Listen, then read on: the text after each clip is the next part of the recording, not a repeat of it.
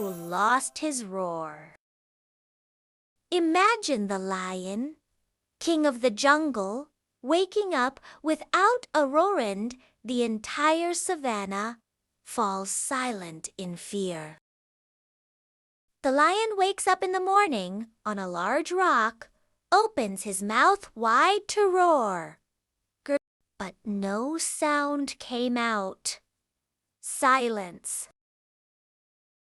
Other animals, zebras, deer, and birds stop what they're doing and look around, confused.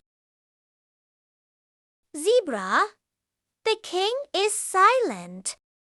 Deer, has the jungle lost its leader? The lion approaches a lost baby bird who is crying. He gently hugs the little one. Without his roar, the king learned to listen and lead with heart, not with sound. Baby bird, thank you.